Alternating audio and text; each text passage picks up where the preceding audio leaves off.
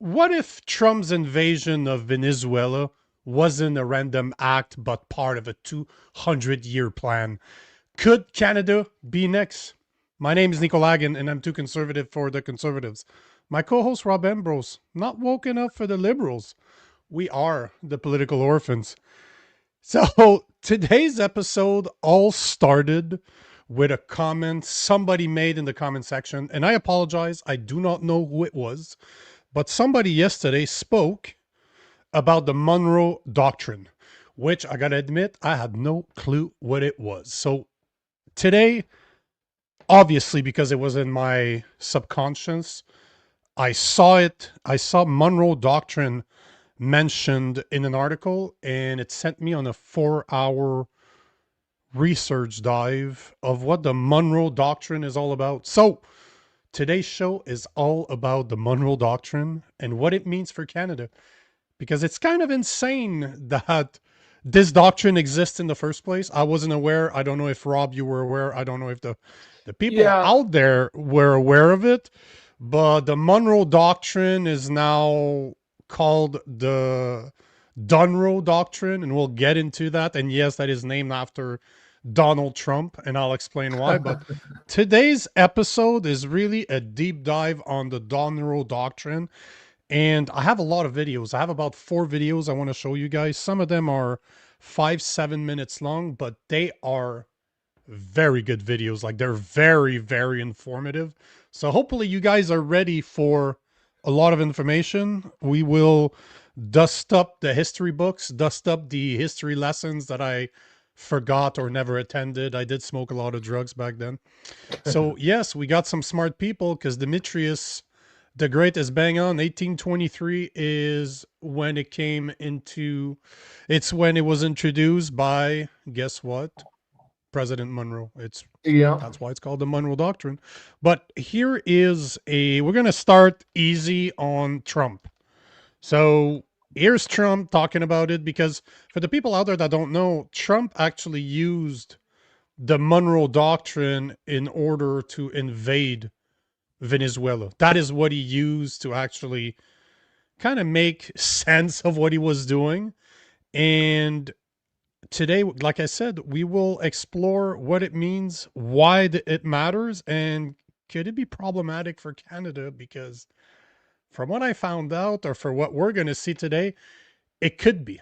It definitely could be. So here's Donald Trump trying to explain the Monroe Doctrine, or at least why he used it. It's not the best of videos. I just thought I'd start there. All the way back, it dated to the Monroe Doctrines. And Oh, this is lagging something crazy, isn't it? Yeah. Um, Yeah, I wonder why. yeah. Hold on. Where is that coming from? Is that YouTube? Yeah, that's YouTube. Yep. Monroe Doctrine Yeah, is just- a big deal, but we've Yeah. Oh, superseded that's it by a lot. Yeah, that's unlistening to, like that's Yeah. unwatchable. I What mean, the you hell's could. going on there? Are you able to download them and play them? We can just. Yeah. Yeah, that's probably the that's normally what I do when this is streaming. So I'm guessing that StreamYard's having issues. So Yeah. let's do Shouldn't that. take too long. But No, yeah, no, it's no. I download a lot of videos, so I'll just download them all. As one's playing, I'll download the next. I'll make it Yeah. easier, but what a pain in the bum. Yeah, no, I think it's definitely worth doing this dive into, though, because I think Trump's move on Venezuela, I think it's going to go down as a pretty important geopolitical turning point. And I think we all need to be aware of what this is, because this is going to be the new normal in geopolitics, I believe. And that's what's interesting, because it comes down from one of your comments yesterday. Like, the US had the big swinging dick for a long time, just never really used it properly. Like, in the past few years, they kind of didn't use their power, and now Trump is just like, a fuck you, and he's just using it. And that's what the whole show's about, because he's not the first one. Is that it hasn't been done in a very long time, And if I connected the dot to what it could mean to Canada, because I started seeing, those memes of Carney's face on Maduro's face as he's getting arrested, and people are just like, "Oh, this is next," and that is incorrect. He does not I have to don't arrest think no, Carney. He doesn't no, need to. He no. can just say, "We're taking over. This is why we're taking over. We're using the Monroe Doctrine." But here is, I got the video, so I'll download the next ones I have. So let's see. Hopefully this Way back, works it properly. dated to the Monroe Doctrines. And the Monroe Doctrine is a big deal, but we've superseded it by a lot, by a real lot. Still lagging, eh? They now call it the Donroe Doctrine. Yeah, a little bit. Yeah. And I don't know, it's Monroe Doctrine. We sort of forgot about it. It was very important, but we forgot about it. We don't forget about it anymore. Under our new national security strategy, American dominance in the Western Hemisphere will never be questioned again. Won't happen. So just in concluding, for decades, other administrations have neglected or even contributed to these growing security threats in the Western Hemisphere. So basically, what he's saying is a return to might makes right. He's basically saying the Western Hemisphere is our backyard, and we're going to exert authority over it. And that used to be the new normal, that used to be the norm in global politics, probably up until 70s or 80s, really maybe even up until the end of the Cold War. When the Cold War was happening, America was very strict about no Soviets in the Western Hemisphere. That's why the Cuban Missile Crisis was such a big deal, because Soviet Union was having a presence basically on America's doorstep, and they couldn't accept that. So, it is the new normal for us now, and it feels maybe new, but it really is the old normal, just coming after maybe a 20 or 30-year break. It's just that the US has had the big swinging dick for a long time, just refused to use it. That's Yes. it. It's really, really that simple. And now they're simply saying, you know what? We're done. We're done. We have the power to do it, and we're just gonna do it. They don't care about international law. They don't care if people are happy about it. They don't care. They really don't care. They don't have to care. And Trump, at the end of the day, Trump is not going to get reelected, right? So he does not care. What's the worst that's going to happen?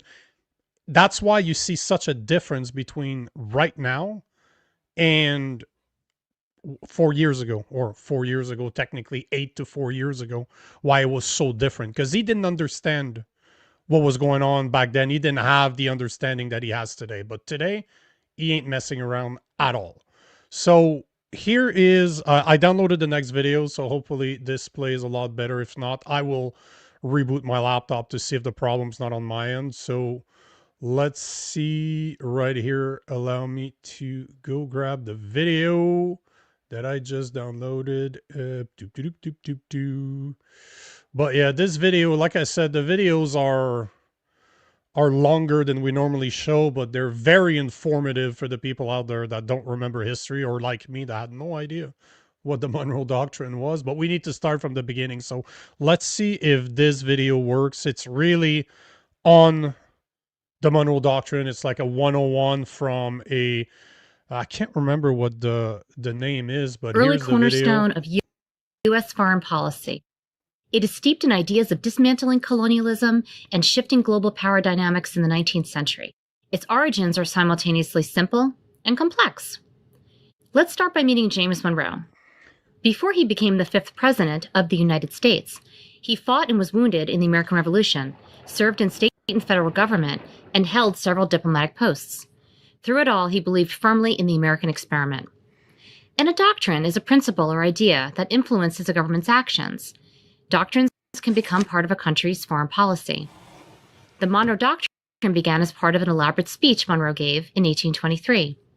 So how did he get there? In 1812, the United States fought and won a second war against the British. This win showed powerful European nations that America could defend and maintain its independence. But American independence was also tied to addressing the political volatility in its neighborhood. South of the United States, colonies in Latin America were fighting and winning their own independence from the Spanish Empire. Between 1821 and 1822 alone, 10 former colonies forged new nations. The United States couldn't afford to take a wait-and-see attitude. Could these new Latin American countries keep Europeans from recolonizing them? Somebody had to say something. But would anything the U.S. president had to say really make a difference? It's tricky. Monroe recognized the need to support Latin American independence, but at this point, the United States was not a global superpower. Its economy and military were no match for the Europeans. Enter the greatest naval power in the world, Great Britain. Great Britain wanted to trade with the new Latin American nations and was also keeping an eye on the competition from mainland Europe. They knew firsthand that empires are expensive to maintain. The British were not interested in any recolonization schemes, but they worried about others and even offered to make a joint statement with the Americans, warning Europeans to stay away from the Western Hemisphere. Monroe and his advisors knew that Great Britain would provide the naval might to back up a statement. The offer to issue a joint statement was very tempting. But would a joint statement make the United States look weak? Some of Monroe's advisors did not think so. They argued that teaming up with the British was how the United States could be taken seriously by the other European powers. But Secretary of State John Quincy Adams disagreed. Like Monroe, he remembered America's hard-fought victories against the British. Adams told the president that riding on the coattails of the British was no way to establish dominance in its own neighborhood. Adams also saw this as an opportunity to reaffirm America's strong, independent foreign policy. Wise leaders consider all points of view before making a decision. Ultimately, Monroe agreed with his Secretary of State. In a speech to Congress on December 2, 1823, he made the United States' position clear. Monroe declared the Western Hemisphere closed to future colonization. He also reminded the Europeans that any interference in the Americas would be considered a hostile act against the United States. This is where it becomes in effect, important. This bound the security and economic interests of the United States with that of the new Latin American nations. But what Monroe did not say in his speech was just as important. He did not lay out a plan of action should the Europeans ignore the warning, because when in reality, there wouldn't be much the United States could do. However, the presence of American diplomats throughout Latin America did help forge new alliances. Diplomats built relationships with Latin Americans and provided valuable intelligence back to Washington regarding European ambitions in the region. As it turns out, while both the United States and European nations did eventually interfere in the affairs of independent Latin American nations, it would be America that cast its imperial arm over the Western Hemisphere at the dawn of the 20th century. Though there was one significant difference from Monroe's time, there would be no question the United States could now back up its words with military and commercial might. So simple. It started as a way to prevent the English and Europe to come into North America and South America and colonize again. They're like, hell no, not happening. Very smart the way Monroe did it. He didn't put any real sanctions to it. Just say, don't do it. And over the years, guess what? America became the global superpower. And now they have the big swinging dick. They can do whatever they want. And it's important to understand where this comes from. And the other thing that's important to understand is the next step to this is what they call the Roosevelt Corollary.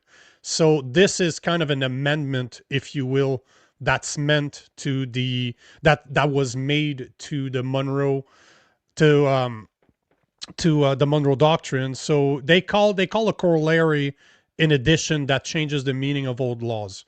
So that's pretty simple, because you'll see that if you're looking at the news right now, they are talking about the Donroe Doctrine, which is the Donald Trump doctrine, and they're talking about the Trump corollary that was stated in the National Defense release back in December 2025. We'll talk about that after, but up to now is just to try to put some context behind it. And here is a video explanation of what Roosevelt corollary did and how Trump is using that to its advantage right now. And you'll understand why.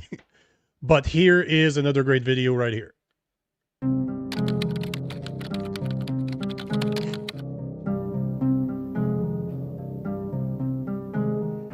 In 1823, few European countries took the Monroe Doctrine seriously. By the 1890s, the US now is becoming a significant power. Now, when the US spoke, now people paid attention.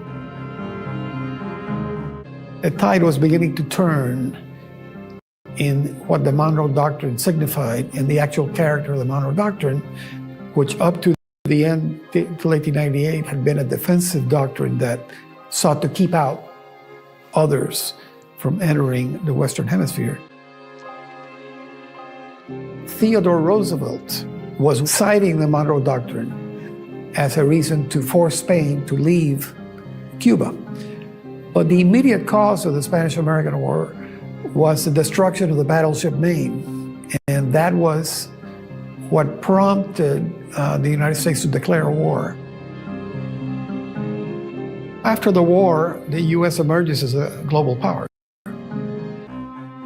In 1902, the Venezuelan government defaulted on loans that they had secured from European countries. And countries actually sent their fleets to block Venezuelan ports in an attempt to force the government to pay the debts that they owed.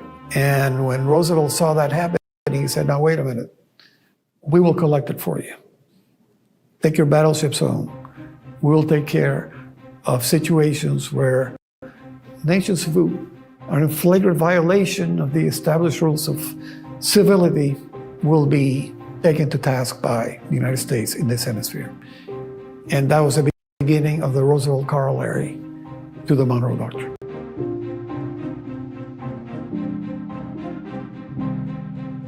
They realized, President Roosevelt and his advisors, that problems would not go away magically.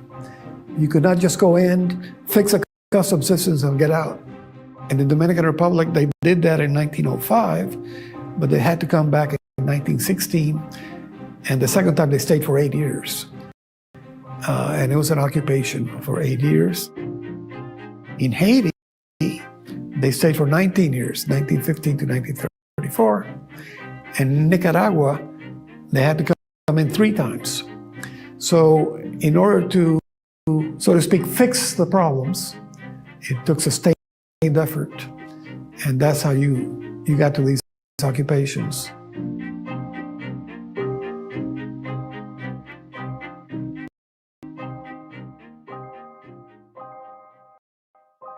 The US was viewed through a different prism after the interventions began in 1905 under the Roosevelt Corollary. Of course, in 1933, Franklin Delano Roosevelt says, we will not intervene in the affairs of our neighbors, and that was the end of the Corollary. But in 1945, when the Cold War starts, then the Monroe Doctrine becomes a good jacket to wear to keep the Soviets out of the hemisphere. Of course, Guatemala in 1954 was a US unilateral action, and it was certainly mentioned in the case of Cuba, Dominican Republic, 1965.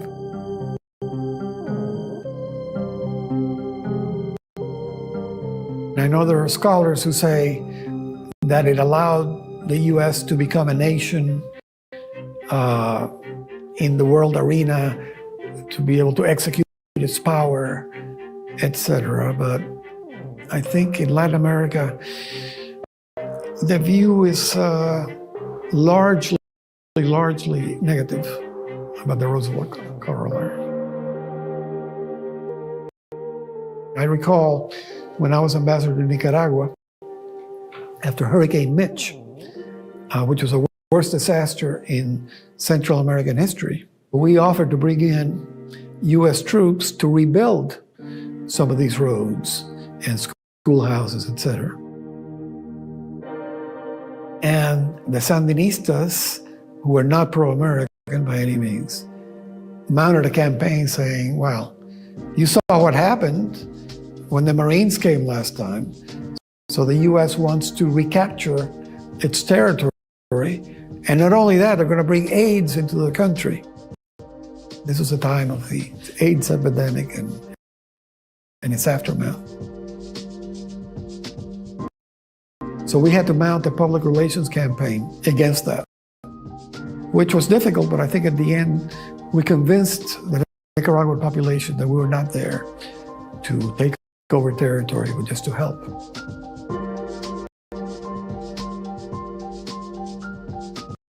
And we did that by letting the Nicaraguan press interview our soldiers and Marines when they came in. And they saw that they were, people just like them. We had women, we had a very diverse army, and they all said the right things. We're here to help.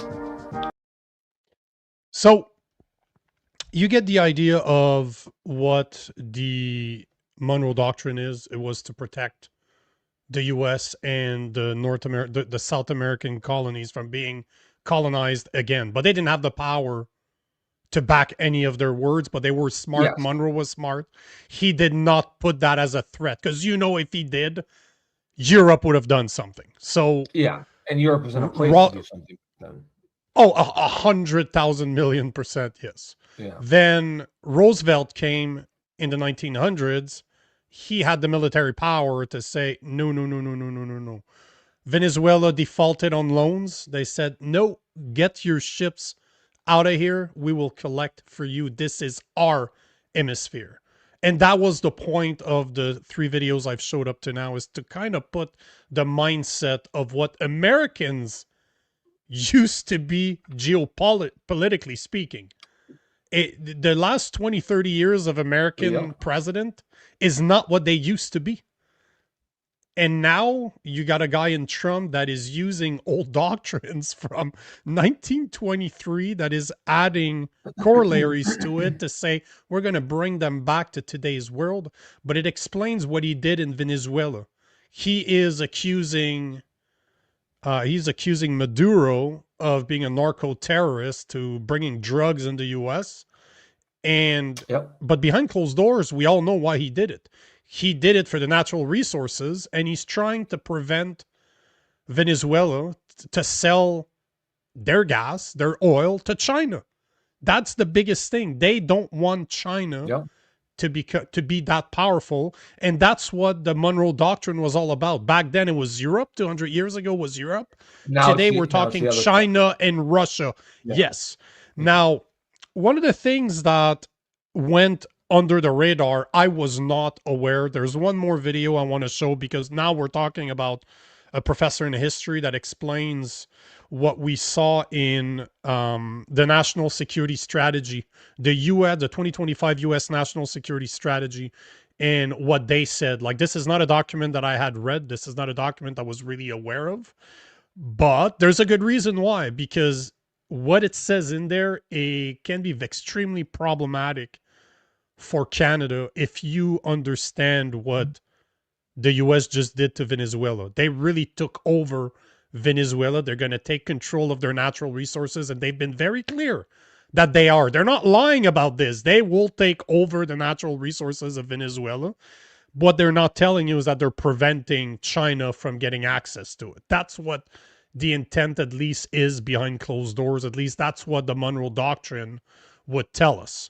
Now that we understand the Monroe Doctrine, we understand what Roosevelt did, we're going to see at what Trump actually already did, because what we're going to see now is really part of the 2025 U.S.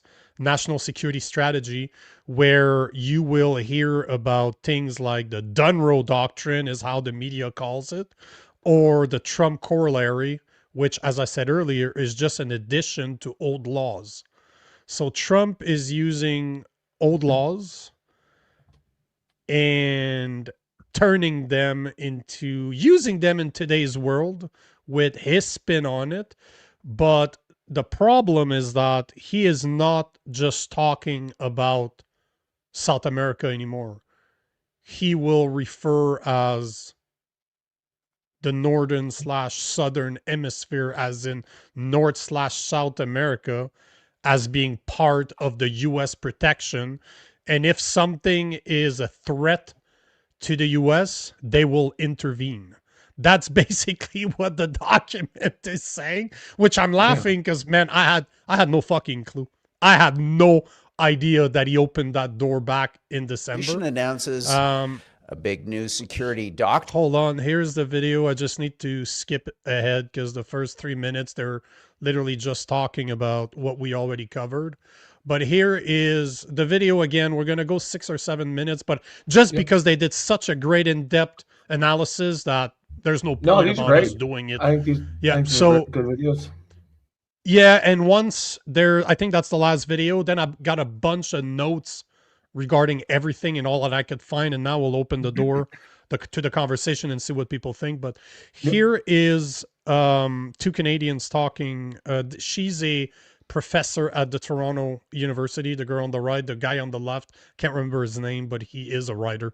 So you'll see his name at one point. But here is what they had to say about the 2025 U.S. national security strategy. Now, in 2025, we get the Trump Corollary, and it reads very differently. It says, yes, again, the whole hemisphere, in South America, Latin America, but including Canada by implication, is our backyard. We are the dominant power. And then there's a chilling phrase in there, Rudyard, which I thought about over and over again, and it says not only no foreign interference, but no foreign assets in this hemisphere.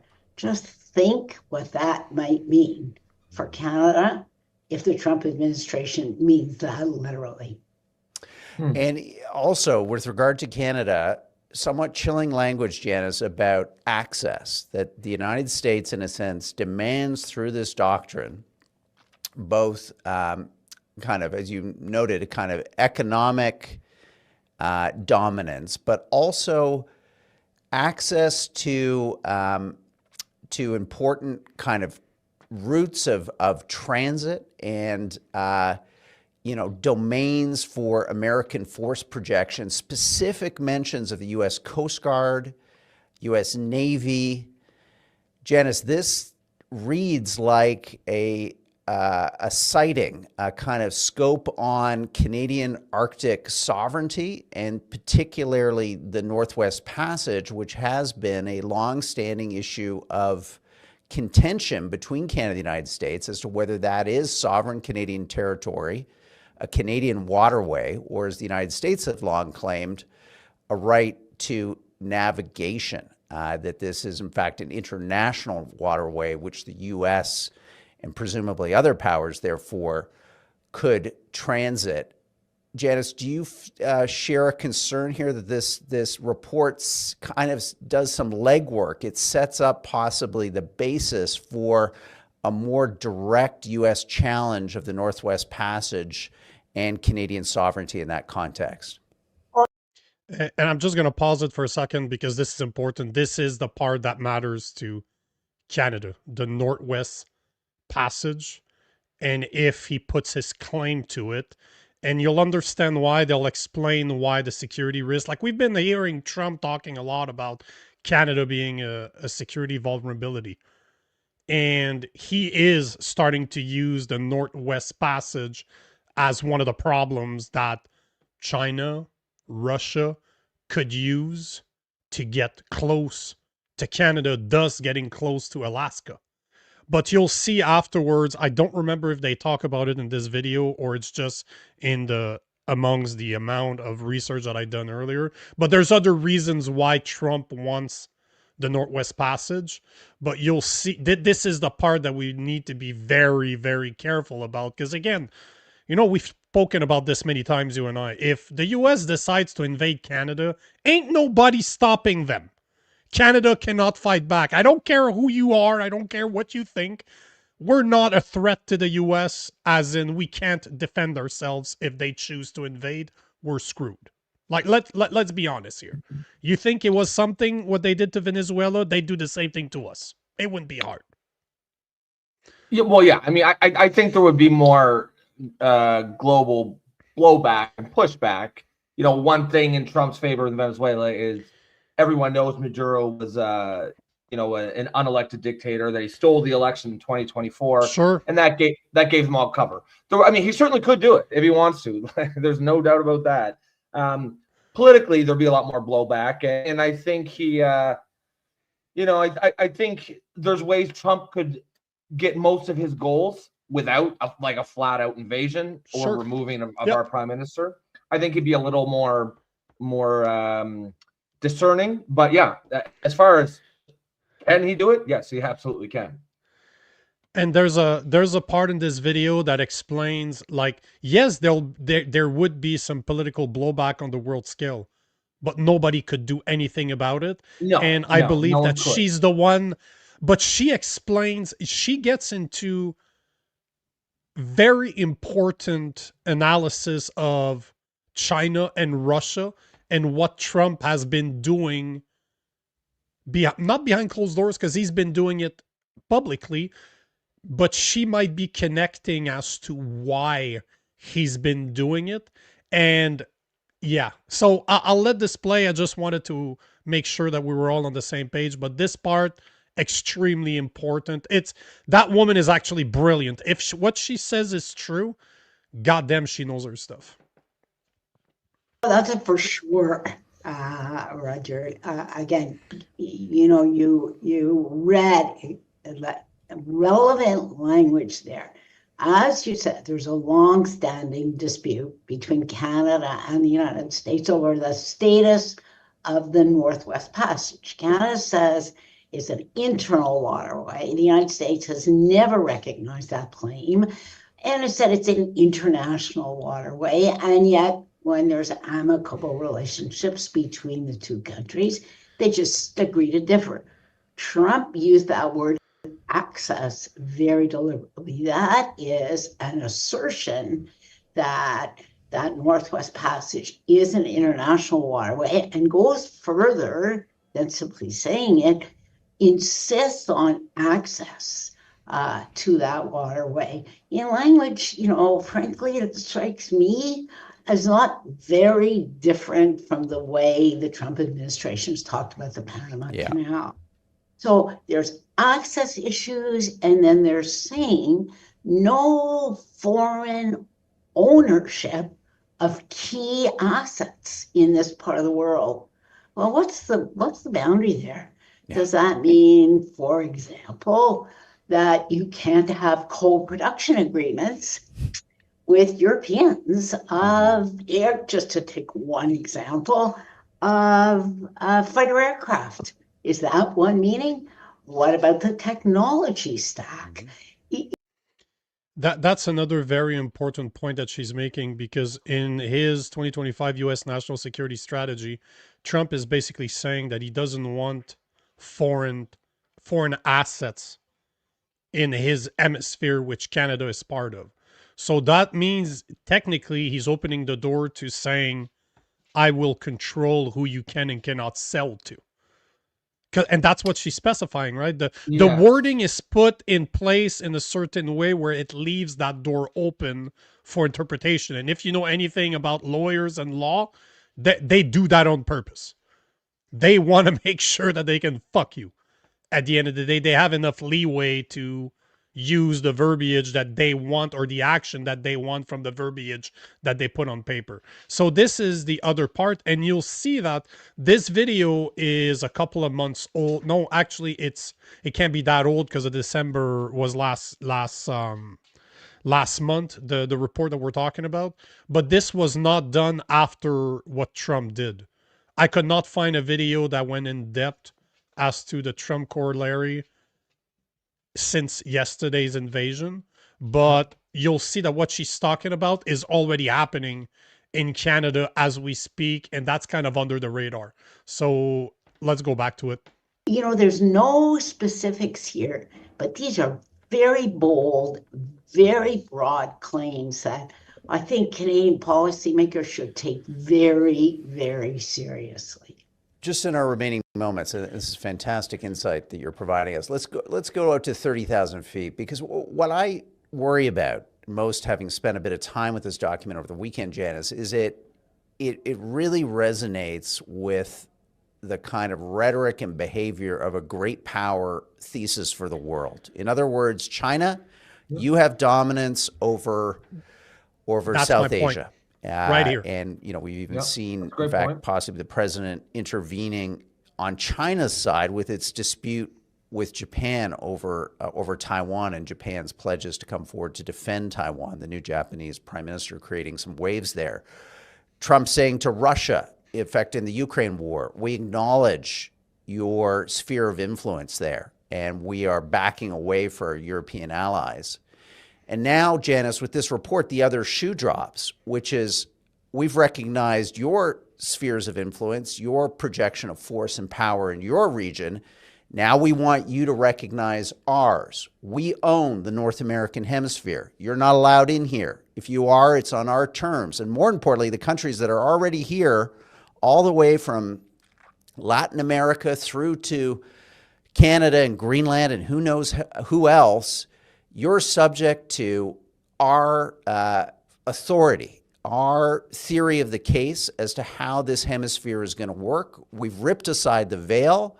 We are the dominant power here in the same way that China is the dominant power in Asia, and Russia, presumably, the dominant power in Eastern Europe. That is a great point that guy made, because I did not hear that point anywhere else in any of the other research that I've done today. And basically all he said, Trump, basically the US acknowledges that China owns Asia, Russia owns Eurasia, and they made it clear with the Ukrainian war, they're not siding with Russia, but they're definitely not siding with Ukraine. They basically said that Russia, if Ukraine wants peace, it's going to be pretty much on Russian terms. But that also implies that in our hemisphere, you can go fuck yourself. You're not welcomed here unless it's on our terms. Yeah, and it's interesting, because what does that mean for, say, Taiwan? Right now, Taiwan is under U.S. protection. But if we're going to revert to a hemisphere model where the U.S. says, okay, you leave everything in the Western hemisphere to us, you can fuck around with whatever you want in the Asian hemisphere or the Eastern hemisphere. I mean, that puts Taiwan directly under Chinese authority. And if they want to take Taiwan, as far right now, it is American doctrine to go to war over Taiwan.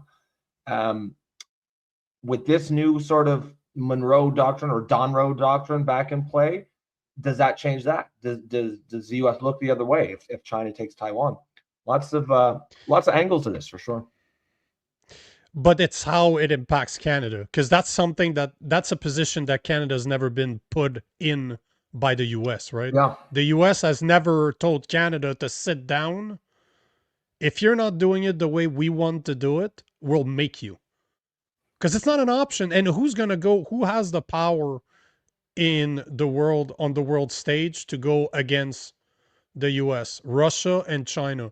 Do you think they're going to come defend Canada if the US decides to say, you know what, the Northwest Passage belongs to us, or we have authority over it, and you can screw it. You can go fuck yourself, because it doesn't matter. What the hell are you going to do about it? Even if you don't agree with it, what are you going to do? You're going to make social media posts where you're going to have a lot of angry faces at the end of your sentences? It's not going to matter. You're going to write them a strongly worded letter. Okay, cool. You're going to put sanctions on them? Sure, bro. They buy 75 to 80% of our exports. Sure, cool, awesome. You have a lot of power in that threat. We don't have any power. We've said this for almost a year now, that we don't have any power when it comes to the US, that they hold all the leverage. Now, is this going to happen or not? I don't know. But what they did to Venezuela pretty much indicates that they really don't care. If it's in the best interest of the US, and it takes it away from China, they don't care. And here I wanted to quote one of the passages from the 2025 U.S. National Security Strategy.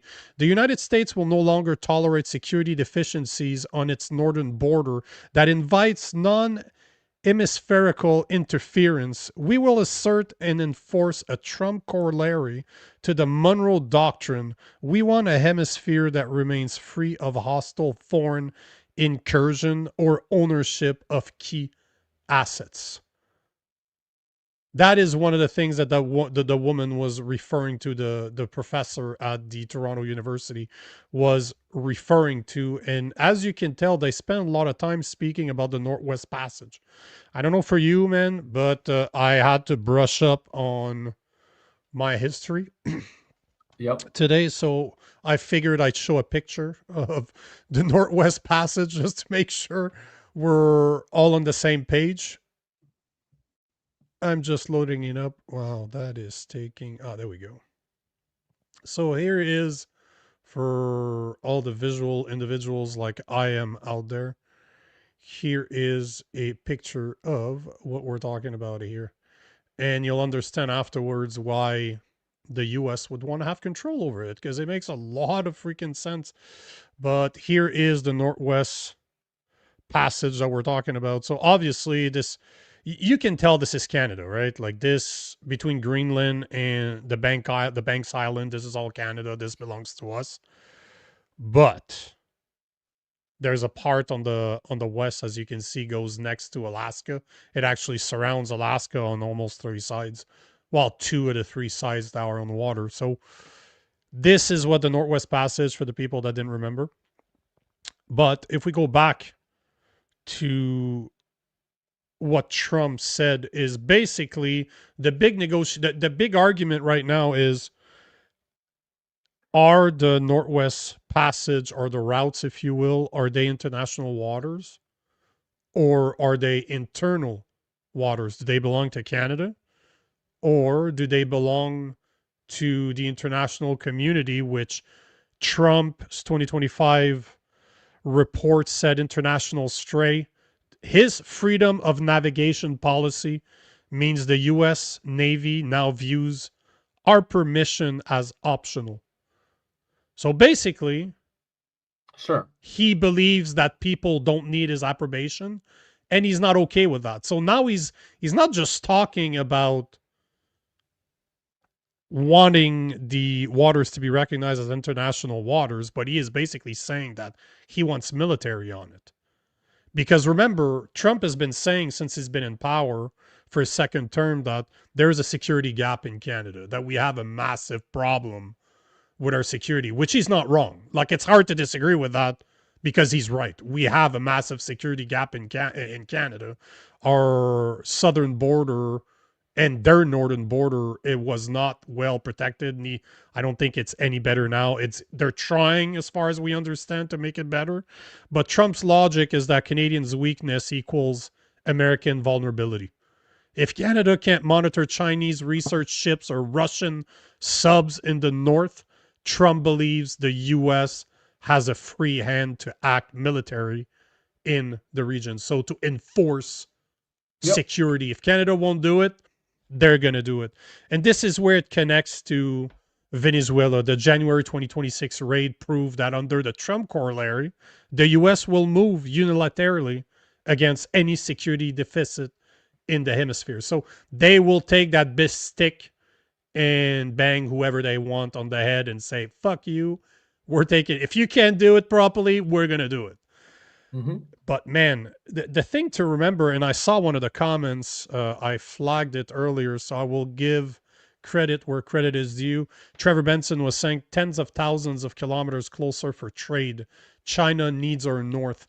It's not quite 10,000 as per what I could find. It's 7. It's not tens of thousands, but 7,000 or so. So our Northwest Passage cuts China's trade to Europe by ship by 7,000 kilometers. So it is a massive, massive shortcut. So not only could Trump decide to prevent Russia and China from going there on a military basis to say that this is a national security to the US, but he could basically prevent China from using it or put a toll on it to just say, you want to use our water? No problem, but you're going to have to pay. So he could literally put a massive damper. You could call that tariffs, if you will. He could put tariffs on China goods that uses our Northwest Passage in order to get to Europe. So it's love or not what he's doing, it is very clever. It is very, very fucking clever what he's doing in order to grow the American influence. It's clever, and I think it's smart. And I think if I was American, I'd be very pleased. I'd be very happy. I think something had to give, something had to change. We've been in almost a geopolitical stagnation or a stalemate for 20 or 30 years. The American presidents have not been willing to lead. And I understand. I think I know the mechanism. I think after, the Iraq War, like certainly going back to Vietnam, right? And then the Iraq War 1 and 2, America got this reputation as sort of a warmonger going around just attacking countries willy-nilly. And I think American presidents since then have been shy. And I mean, it's been mostly Democratic presidents, right? It's been Biden and Obama, basically, in one term of Trump. He was just figuring it out. But I think Trump's just getting back to saying, you know what? I don't give a shit what the rest of the world says. We got the big swinging dick, and we're going to use it. And what are they going to do? Yeah. But what are they going to do? Because he made sure. Who's going to go after him? China and Russia? They're not. They're not going to go after. They're not stupid. No, they're not. I mean, Trump's not going after China in Asia. Exactly, he's not going after Russia and Eurasia. He made the right call for Ukraine, considering this. If that was his goal all along, is to take over our hemisphere and just say, fuck you, it belongs to me. I'll leave you alone in your part of your part of the world. You leave us alone here. That is absolutely, absolutely brilliant. Though one of the things we need to be careful about, and the professor at the Toronto University, that her name escapes me, she mentioned something from the security report in 2025. She didn't name it, but one of the biggest problem that's been identified as part of the Trump corollaries, or the Trump corollary, should I say, is the asset denial policy. So the U.S. has declared that foreign adversaries, specifically China, are not allowed to own or influence key assets in the Western Hemisphere. So you can call that investment screening. So the U.S. is now pressuring Ottawa to block any Chinese or non-allied investment in Canadian critical mineral like lithium, nickel, and copper. If you were there yesterday, this is one of the reasons Venezuela is so good, is such a great asset for the U.S., because it does have a lot of the earth minerals that China has a monopoly over for batteries, for example, for lithium. And so they have, like we were talking about yesterday, they have iron ore, they have bauxite, they have cobalt, and they had something else, a fuel, I can't remember, thorium, a fuel for their nuclear reactor. So you can see and it already started. It's been said that the U.S. government actually began taking equity stakes in Canadian mining companies like Lithium Americas to ensure those resources stay within the U.S. supply chain. So this has already started. They're already starting to get equity parts of companies in order to make sure that the resources that China would own a monopoly on, if they got control over our minerals, stay here. Mm-hmm. And obviously they're blackmailing us with the tariffs.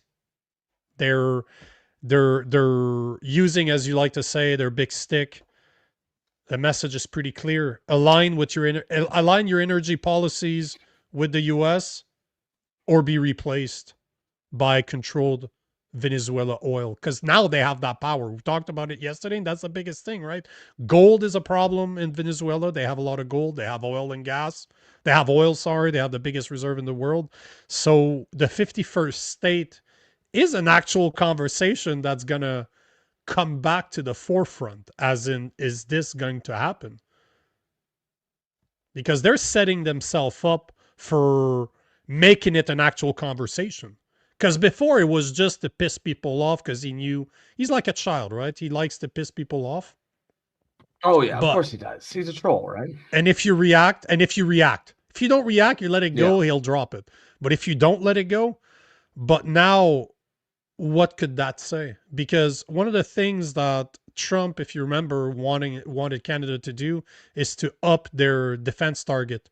Like they wanted at least 2.5% of GDP going towards defense target. And one of the things that Carney did is to boost it to 5%, if I remember correctly, over the next few years. I think it's the next decade, like until 2035.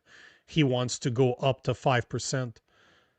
Because, again, Trump talked about the Golden Dome, right?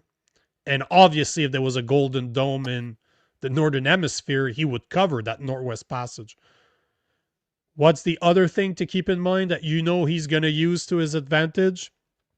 The Koosma trade review that's coming up in July. That's the ultimate leverage for the U.S. Considering $900 to $950 billion contract between Canada and the U.S. when it comes to products and goods.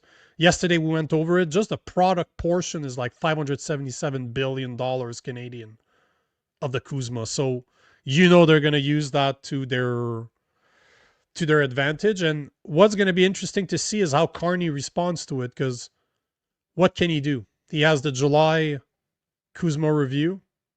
He needs to be able to not piss off Trump more, because he really has the power to fuck us. And he can't align with Trump too much, or else he's going to piss off his base. So this whole thing is very, very, very interesting. And I'm very happy that whoever was in the comment section yesterday that talked about the Monroe Doctrine, just mentioned it, because I researched it today and it's great. I did not know about it. So always happy to learn. Hopefully you guys enjoyed the videos, because I thought they were great.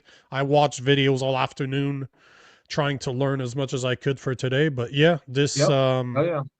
It's I mean, it's certainly interesting, right? If you're a fan of history, geopolitics, you kind of see, that what they say, like nothing new actually happens, right? It's just the same things that happen over and over again. And I think you're seeing that cycle repeating itself.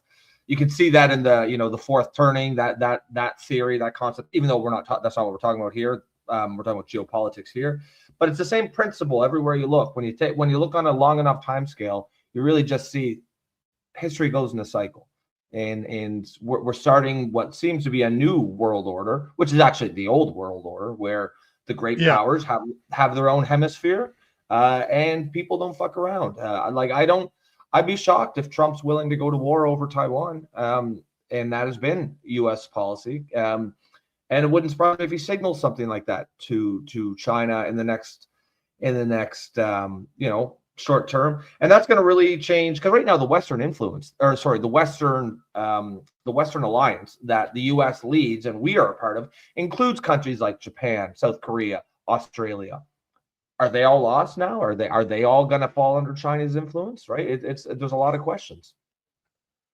It's just interesting to see world powers going back to using their power, because this is something that it seems like from Gorbachev, like end of the 80s, beginning of the 90s, when they signed the agreement that NATO could not infringe on countries like Ukraine and Belarus to leave a zone between Europe and Russia. It seems like there hasn't been a lot of people swinging their power really outside of the US and certain key areas of the Middle East, but they weren't swinging that really in the northern hemisphere, like here in the West.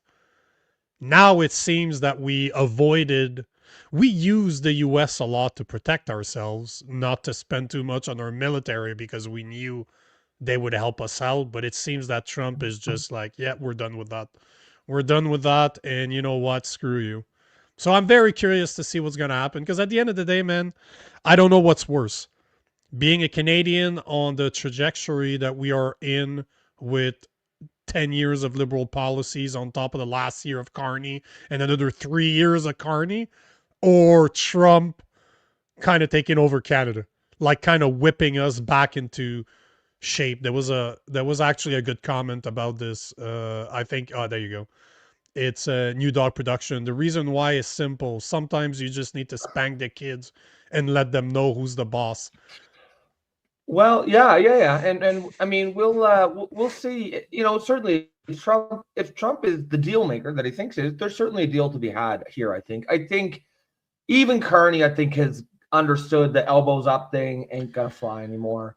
You know, there's no leverage with the oil anymore. Now with Venezuela, there's just, if Trump throws him a bone or something, throws Canada a bone, you know, maybe there's a deal to be had here that actually benefits Canada. We'll see. Maybe Carney has, you know, burnt that bridge with Trump, because we certainly know he likes to hold grudges too, right? He's a petty man for all his you know, he definitely has some attributes. He's going to go down as a great president, I think. And when I say great, I don't necessarily mean good. I mean an important president, someone who's made major things happen. You can disagree with those if you want, but you can't disagree that they are important, and they have fundamentally changed the trajectory of American history, no doubt. He's, you know, we've said this so many times on the show that he will move the needle. There's no status 100%. quo when it comes to Trump, and he is not scared to use his power either, and he will not apologize for it, and he will call you out in your face, like just like what you said yesterday, that he bombed. What was it? Perez? Was it Hugo Chavez's grave? For no reason. There's no military reason. It's just a big fuck you. But that's the point, right? He has the power, he knows it, and he wants to make sure you know it too. Yeah. Oh yeah, absolutely. Guys, we're talking about the Monroe Doctrine. Obviously, as Trump's little excursion there in Venezuela has made it relevant for everyone, and certainly for any student of history. If you're just tuning in, please remember to like and share the stream. That is one way you can help us out, get us into the algorithm. We'll be able to keep bringing you this high quality content. Did you want to take some comments there until we kick it? Yeah, but before we do, I got to remind you of the sponsor of the Political Orphan, Gabble, the world's first live video debate app on the market. You can choose to sit back and watch other people debate, or you can do like I do and jump in and debate others. It's a great app. It's not just because they're the sponsor. I wouldn't take the sponsor if they weren't great, but it's actually fun to debate others. It's always polite, and you have about 10 subjects a day for you to debate. Pick a side and you debate people live just on your phone. You don't need anything else. Is it different? So it's great. Different subjects every day? Like they pick the subjects every day? Okay. Yeah, they have like 10 subjects every day that you can pick. You wait for somebody to show up and you debate them. You have 3 minutes to debate them. So if you believe in civil discourse and honest conversation, honest debate, look in the description below for our affiliate link. I also want to ask a question to the audience. What would you guys think if we moved the show to 7 p.m. instead of 8 p.m.? Yeah, because that's on guys, because it's in the cards. It's definitely in the card, and it's a better spot for viewership too. Like it is at a better spot. And I gotta say, man, with a 6 months old, I could use being done at 8 instead of being done at 9. Because I don't get to sleep much, but that could potentially mean 1 hour more of sleep. At least try. So, Apostle Paul 2.0, it's that's 7 Eastern time. So right now we start at 8 Eastern time. That would be 7 Eastern time. Yeah. So I like the idea, to be honest, and especially, you know, if that's better for the numbers, more people that are watching, that also would be better for the show. It's prime time. 6 to 8 is normally considered prime time, but I would definitely like the 7. I'm sure my wife would appreciate it too. So yes, I agree with New Dog Production that like the stream. If you like what we stand for, doesn't matter that you're on Next, you're on Facebook, you're on Instagram, you are on YouTube. Make sure to like, make sure to comment, because at the end of the day, that's why we do it. So yeah, make sure to like, make sure to comment, make sure to follow. If you don't follow us right now, make sure to follow. But leave your comments. This is why we do it. We want to hear from you. We get a lot of comments every single day. And as you saw today, a simple comment that we didn't even address yesterday sent me down 4 or 5 hours of research today. And we talked about the Monroe Doctrine. So just to say, if you got good comments, if you got ideas, throw them in there, because I'm always looking for great topic to cover instead of just talking about what everybody else is talking about. What happened that day. Yeah. I mean, obviously sometimes we'll have to, but I like the idea of, and you know, we do a deep dive. It'll probably be relevant to something in the news. Obviously like this one, of course, we're doing it because of, we wouldn't have done this deep dive last week, for example. No. But I like that as a format. You know, if the whole point is to try to get us to understand the issues better. A lot of times we need to understand the history behind them, right? And that's the thing, and not a lot of people do. A lot of people will act as if like they'll have an opinion on some current event without any understanding of the context or the history of it. And in that case, you're kind of just walking blind, right? Because you need to understand the history of things in order to really grasp them. And I think that kind of understanding fosters a kind of discussion that we really like to have here. You know, we say it all the time. We've got a really high IQ audience, and you know, I think it's definitely, it's almost a waste not to have these like high level, highbrow conversations here. So there you go. It was Albert. Yeah, First, it was Albert. Thanks again, Nico. That's right. I'm glad I brought it up. So make sure to continue bringing those up, because I'm always looking for great ideas. Always looking for them. Sasquatch, what's going on, bro? Happy to see you, man. How embarrassing headlines. The U.S. sent in the Boy Scout, and 8 boys toppled the Canadian government. I mean, the fact of the matter is the way they took Maduro, they absolutely could take the Prime Minister of Canada. Like there's zero air defenses. Right, the Canadian military, the whole Canadian defense apparatus is outward looking. It's not looking towards the United States. Our whole existence has been, you know, our whole military is as an arm of the United States military. That's it. It doesn't even exist. It's not even effective on its own. We have no heavy lift capacity. We couldn't fight a war. Like when I served in Afghanistan, we had to hitch rides on American Globemaster jets, right? We couldn't get there. So we don't have the capacity.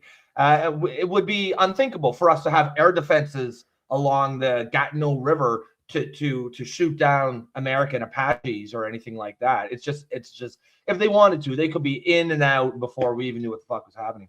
The Ottawa PD is not going to stop Delta Force. I promise you that. Did you see the video? Well, we can finish on this, but did you see the video of that came out right after our top general said that Canada is ready for war, and you have a bunch of officers walking in a line like they're in formation. None of them are synced. They can't even sync. It's just brutal. Yeah, we were ready. And a lot of them were overweight. You know, a lot of them were overweight. Just gonna put it out there. So we're ready for war. On that note.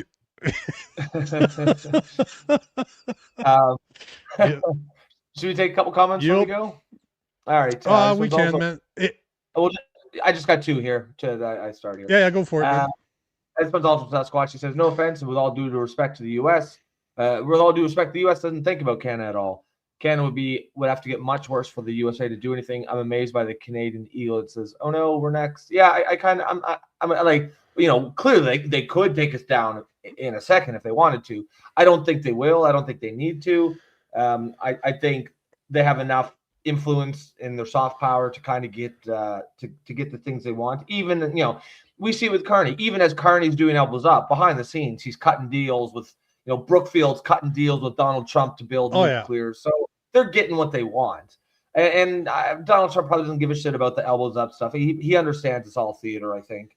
They don't need to do all of that. And like we were saying at the beginning, Sasquatch, you probably missed that part, but they don't need to invade us. You guys don't need to invade us. You guys don't need to take Carney away. I wish you did, but you don't have to.